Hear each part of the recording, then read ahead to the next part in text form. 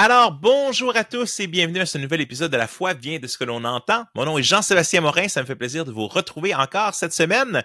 Cette semaine, on a un sujet un peu différent. C'est une question que se posent beaucoup de parents, d'adolescents, de préadolescents, et qui est la suivante et qui a un impact significatif sur leur vie et sur qui ils vont devenir en tant qu'ados, en tant qu'être humain, en tant qu'adulte, en tant que chrétien, en tant que disciple de Jésus. Et la question est la suivante. Est-ce une bonne chose? Ou devrais-je laisser mon adolescent utiliser les réseaux sociaux comme Facebook, Instagram, etc., etc., ou même avoir un téléphone intelligent? Donc, c'est une autre question parce qu'on vit dans une société où on est connecté tout le temps. Et donc, si notre enfant, disons que la génération des années 80 qui fait partir avec son bicycle pendant une bonne partie de la journée, puis revenir le soir, puis les parents s'inquiétaient pas trop, on n'est peut-être pas dans cette génération-là. Aujourd'hui, on aime que nos enfants puissent avoir un téléphone cellulaire, de la même façon que nous aussi, on se sent vraiment perdu si on n'a pas notre GPS sur notre cellulaire ou si on n'a pas la capacité d'appeler quelqu'un. Si jamais on serait sur le bord de la route, je me rappellerai toujours, j'avais pas de cellulaire à l'époque où vraiment, et j'ai été pris sur le côté en pleine tempête d'hiver. J'ai sauté par-dessus, tout avait lâché dans mon char. Seigneur m'avait vraiment protégé à ce moment-là. D'ailleurs, je sortais du tunnel. Je m'en allais pour aller au garage, justement. Et juste avant, en sortant du tunnel Louis-Hippolyte Lafontaine, c'était le lendemain d'une tempête.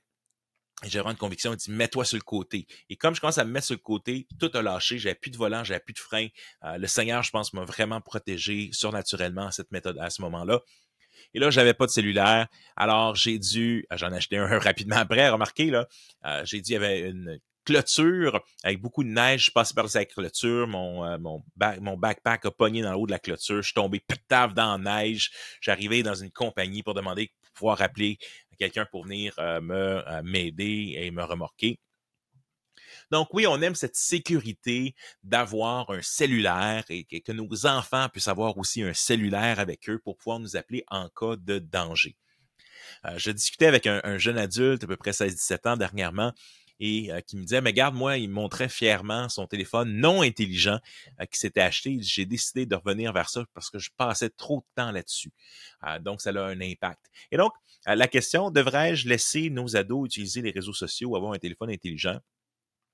Eh bien, on comprendra bien que, bien sûr, on est ici dans une question d'éthique chrétienne.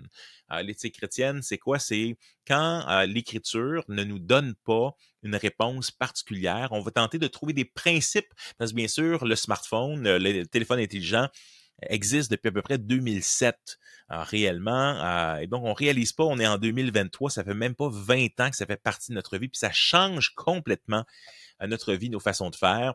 On réalise pas à quel point est-ce qu'on est connecté à ce petit bidule-là, puis comment on est dépendant. Et de plus en plus, on va regarder un peu certaines données ensemble sur la dépendance ou sur l'impact que ça a.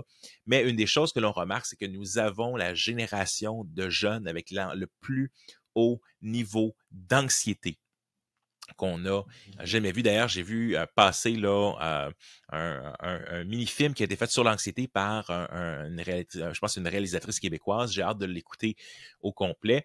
Mais justement, c'est un des grands thèmes de notre génération et particulièrement au niveau des jeunes.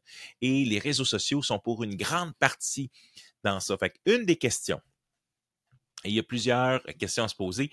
Quand on arrive, c'est est-ce qu'il y a des principes bibliques qui vont nous être donnés? Je crois qu'un de ces principes bibliques, c'est je ne me laisserai moi servir de rien. Donc, si quelque chose est une dépendance pour quelqu'un, mais l'Écriture nous dit que les dépendances, c'est pas quelque chose que Dieu ne veut pas qu'on soit pris dans une dépendance. Alors, les dépendances sont quelque chose qu'on va contrer, qu'on va tenter de maîtriser. Et si c'est pas possible de maîtriser quelque chose, mais on va le laisser au loin. De la même manière, par exemple, que quelqu'un qui lutte avec l'alcool, on va peut-être l'encourager plutôt à dire, mais non, je ne prendrai pas d'alcool. Point. Pourquoi? Parce que sinon, ça va m'encourager. Et c'est pas que l'alcool est mauvaise. On voit dans l'Écriture que l'alcool peut être une bonne chose. C'est un don de Dieu, etc., etc. Jésus a multiplié l'eau en vin lors d'un mariage, puis il en a fait beaucoup. Donc, c'est pas L'alcool en lui-même n'est pas mauvais, mais si c'est une dépendance, mais là, on va dire, alors oui, c'est possible que pour cette personne, c'est mieux de s'abstenir de cette chose-là que de s'approcher puis de tomber facilement. Fait qu'avec quelqu'un, par exemple, qui lutte avec la pornographie, par exemple, et maintenant, la réalité, c'est que nos téléphones intelligents, t'as plus besoin d'aller dans un magasin. En fait, c'est intéressant parce que j'écoutais à la radio séculière et des gens, et donc la conversation est tombée sur l'impact de la pornographie dans leur vie à eux. Donc, c'est des animateurs de radio séculière, puis qui disaient, c'est démontré que ça a des impacts négatifs sur la sexualité. Mais il dit, une des choses qu'il disait, mais avant, quand on était jeune, il fallait avoir le courage d'aller dans un dépanneur pour aller chercher un magazine, puis réussir à le cacher, puis les autres le voient pas, puis etc. Alors qu'aujourd'hui, n'importe quel jeune a accès, même avec Netflix ou avec autre chose, peuvent trouver du matériel qui est bien plus pire que ce qu'on avait accès à regarder sur la télévision à l'époque. Fait que, il y a un aspect de proximité. Si les personnes luttent avec la pornographie, par exemple, le téléphone intelligent, c'est un objet qui est facile d'accès, d'avoir accès à cette dépendance-là. Fait que donc, il y a une réflexion à y avoir, OK, est-ce que je suis en train d'aider? Et donc, quand on parle de dépendance, il y a des choses qu'on peut faire pour nous aider à ne pas tomber de nouveau dans cette dépendance-là. Et donc, on va se poser la question, comment est-ce que, en tant que parent, c'est un de nos rôles de protéger nos enfants? Deux, un autre rôle, c'est d'éduquer nos enfants à faire une utilisation intelligente. Parce que je crois que à quelque part, il n'y a pas... ça va être difficile de passer dans notre monde sans avoir à utiliser des outils comme ça ou à utiliser les réseaux sociaux. Écoutez, j'utilise les réseaux sociaux dans le cadre de ce podcast. J'ai une plateforme web, je fais des vidéos YouTube, je fais des podcasts puis là, j'en parle sur Facebook, j'en parle en fait, c'est pas mal Facebook dans mon cas, mais YouTube, Facebook. Mais c'est ce que j'utilise, les réseaux sociaux, pour justement générer de l'intérêt pour nos contenus, puis pour distribuer notre matériel, puis pour que les gens puissent en entendre plus parler. Fait que c'est pas tout mauvais.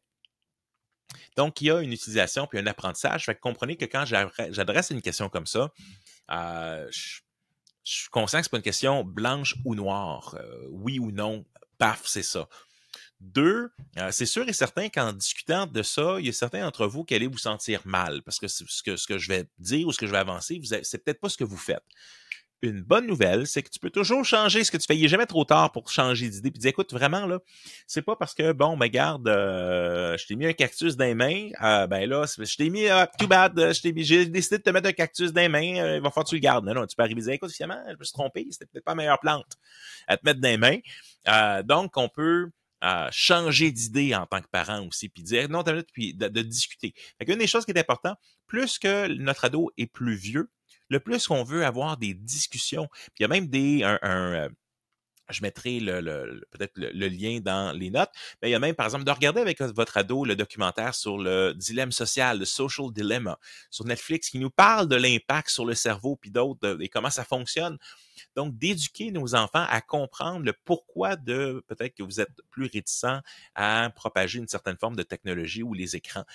Vous savez, Steve Jobs, les gens qui ont derrière l'iPad, puis les tablettes et tout ça, quand on leur se posait la question, est-ce que vous laisseriez vos enfants jouer avec ça? Essentiellement, ils ont dit non.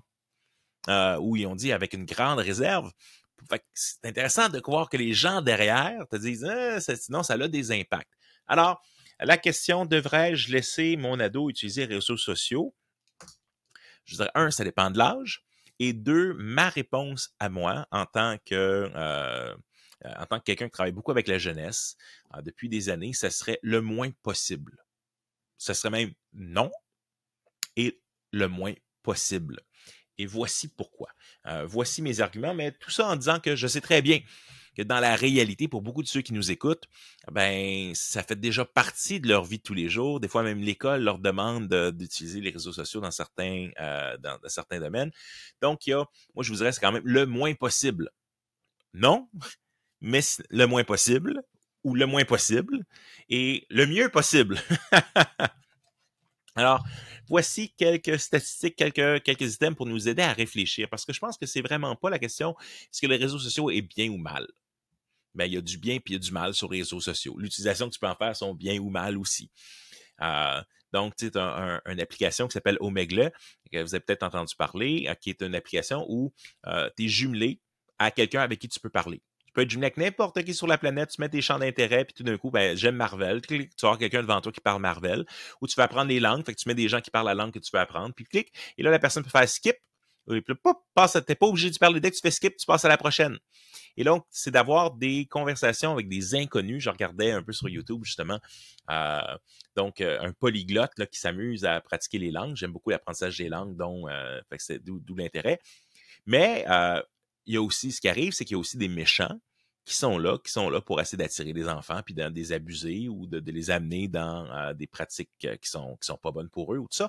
Fait que tout ça pour dire que l'outil lui-même peut avoir une bonne utilisation, peut en avoir une mauvaise, mais à chaque fois que tu te fais faire skip, ben, tu as l'impression d'être un méchant loser, puis que la personne, tu sais, fait que tu te fais rejeter à toutes les fois, essentiellement. Alors, qu'est-ce que ça fait dans notre vie? Mais les réseaux sociaux, essentiellement, c'est un gros mégaphone de rejet. Rejeté. T'es pas assez bon, mais amplifié. Parce que la planète au complet, c'est que t'es pas assez bon. T'as pas de like, t'es pas aimable. On n'entend pas, hey, la personne n'apprécie pas cette affaire-là, c'est que t'es pas aimable, t'as jamais rien fait de bon. Ça, c'est ce qu'on entend. Alors, quelques statistiques, quelques idées. Pourquoi est-ce que je pense que non, on devrait laisser le moins possible les ados. Jeunes adultes, c'est notre paire de manches, et même là, c'est comment aiguiller et aider nos jeunes adultes à bien naviguer là-dedans. Les ados, les pré-ados, je pense que le moins possible d'avoir un téléphone ou d'avoir une tablette ou d'avoir accès aux réseaux sociaux. Pourtant, on est des joueurs de jeux vidéo à la maison. On joue beaucoup aux jeux vidéo, je joue beaucoup ensemble avec eux aux jeux vidéo. On joue beaucoup à Mario Kart, à Super Smash, des choses comme ça. On va jouer en ligne, par exemple. On joue à Fortnite, je joue avec les enfants aussi. Ils ont la chance de jouer. Donc, on n'est pas une famille qui est loin de la technologie ou non, on aime la technologie, on aime ça, mais c'est une bonne utilisation. Puis il y a des choses que non, je ne permets pas à mes enfants de faire actuellement. Alors, peut-être le plus grand impact, pour plus grande raison, c'est qu'il y a un impact négatif sur la santé mentale de nos jeunes.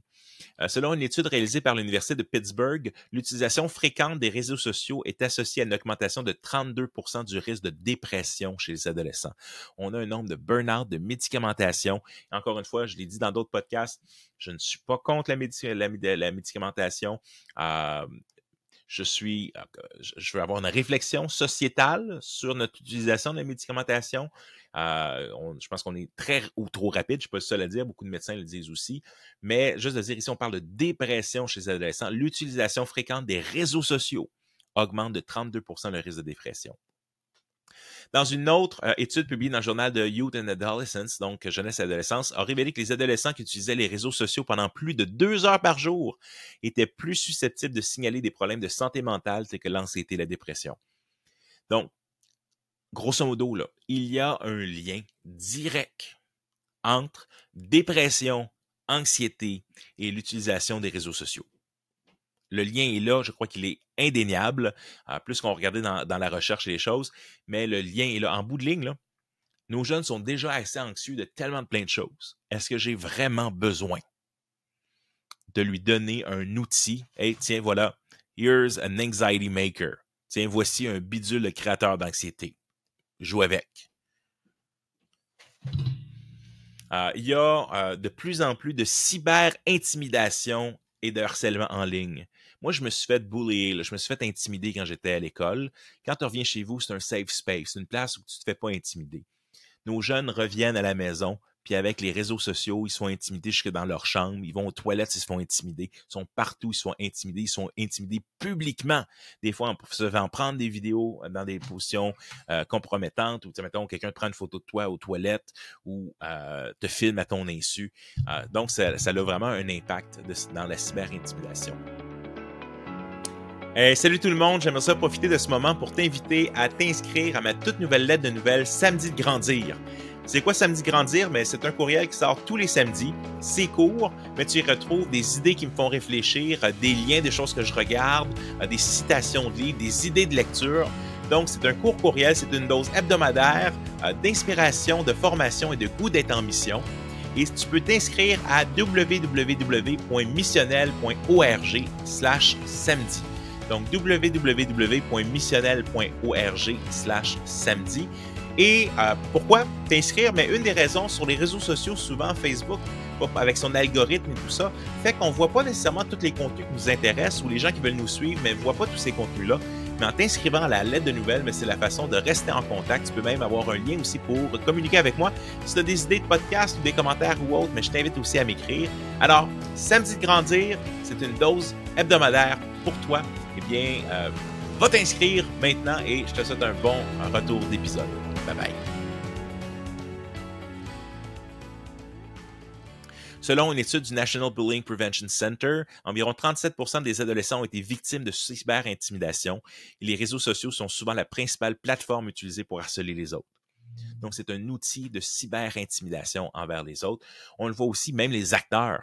Beaucoup d'acteurs se sont retirés parce que même si tu es le meilleur acteur au monde, tu vas avoir une série de gens qu'on appelle des trolls qui sont là juste pour te détruire. Fait qu'il y a des gens, c'est leur fun. Parce que ça les fait qu'ils sont quelqu'un finalement de pouvoir. Quelqu'un va entendre mon opinion. Puis, mais on va détruire l'opinion de d'autres personnes. On va détruire la moralité, pas la moralité, mais le moral de d'autres personnes. L'utilisation des réseaux sociaux peut exposer les adolescents à des commentaires négatifs, des insultes et des attaques personnelles, ce qui peut avoir un impact significatif sur leur estime de soi et leur bien-être émotionnel. Une critique, mais ça reste longtemps. C'est souvent des étiquettes qu'on se fait mettre dessus et ça contribue à ça. Aussi, l'utilisation des réseaux sociaux, de tout ça, influence la productivité. Ici, une étude menée par l'Université de Californie, Irvine, a révélé que chaque interruption numérique, j'ai pas de notification sauf pour ma famille et peut-être le pasteur qui nous appelle. Sinon, j'ai pas de notification.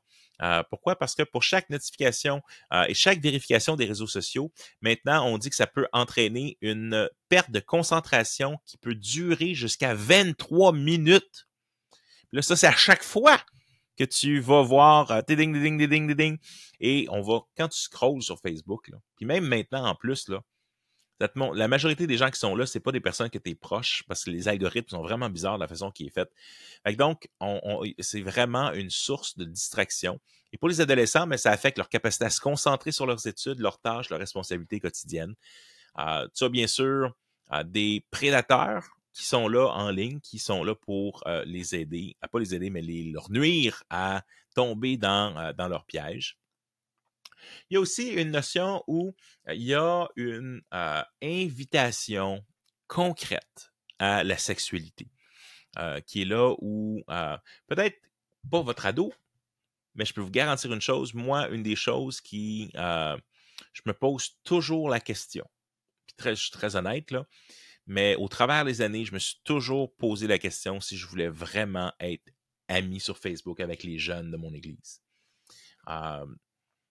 Un, pour la question de les encourager ou pas à l'utiliser, mais deux, il y a quelque chose pour les pasteurs de jeunesse, puis les pasteurs aussi jusqu'à un certain point, où c'est vraiment démoralisant de voir comment les gens sont vraiment, en guillemets. Puis même là, Facebook, c'est une image, mais où des fois, c'est facile de présenter une image, je suis un chrétien, puis au travers Facebook, mais tu peux facilement voir les opinions politiques, les choses sur lesquelles des fois les gens sont radicalisés ou dans le fond, ou les points où ils sont pécheurs ou immoraux, et juste même d'avoir l'habillement. Je suis très honnête, là, où l'habillement des jeunes filles qui viennent au groupe de jeunes ou autres, puis qui sont en petite tenue ou en bikini ou autre chose, puis qui te mettent ça, puis ça pop sur ton réseau social. Je suis pas intéressé à voir les jeunes de mon église en tenue suggestive ou en photo suggestive ou en une position de selfie qui montrent plus que qu'est-ce que... En fait, ils montrent probablement qu'est-ce qu'ils veulent montrer, mais pourquoi ils veulent le montrer. Ça, c'est un ensemble de questions. Puis, mais ça fait qu'eux aussi sont exposés constamment. Tu sais, j'ai une série de ad blockers puis de choses pour enlever les publicités puis des choses comme ça sur les réseaux sociaux. Mais quand même, on est confronté constamment à la sexualité.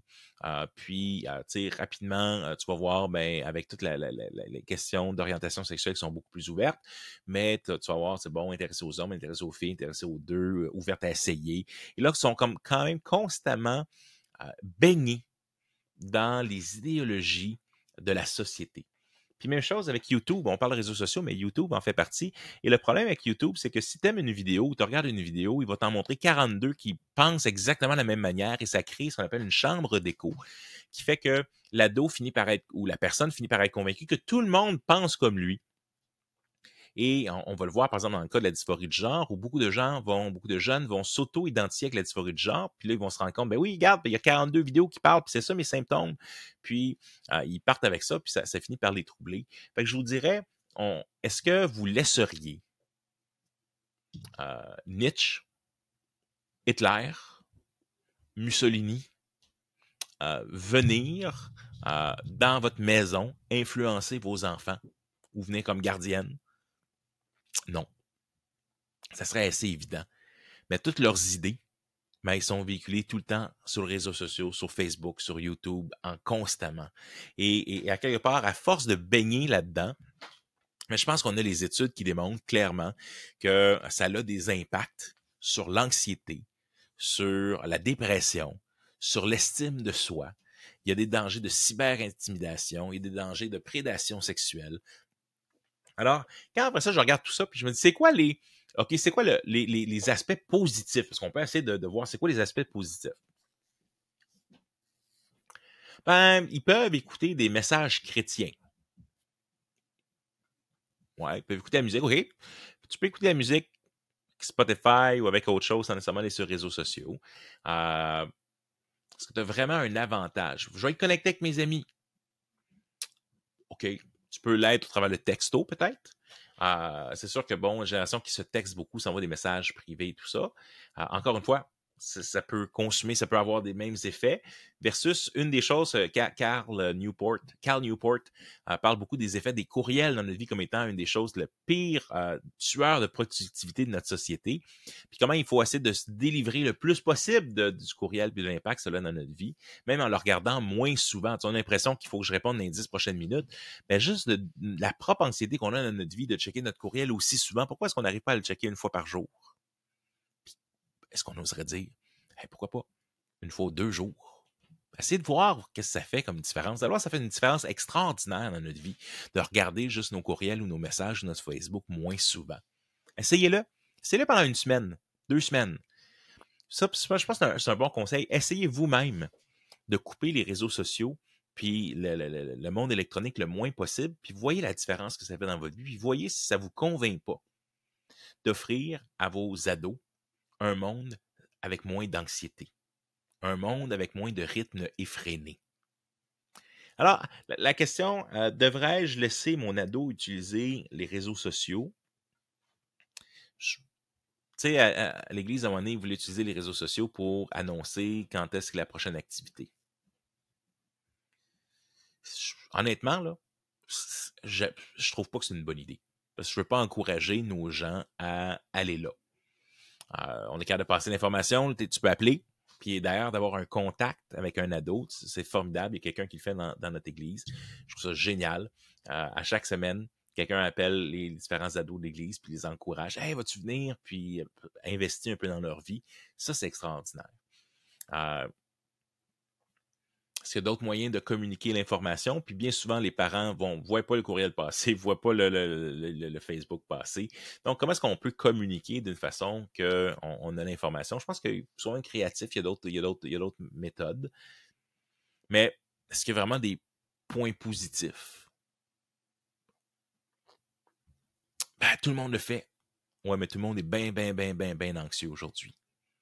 Puis quand je regarde cette jeunesse qui est l'Université de Sherbrooke, je pense que c'est à peu près 1 personne sur 2 chez les jeunes qui ont une anxiété qui se compare à une anxiété débilisante, c'est-à-dire une anxiété chronique qui bloque dans tellement d'aspects.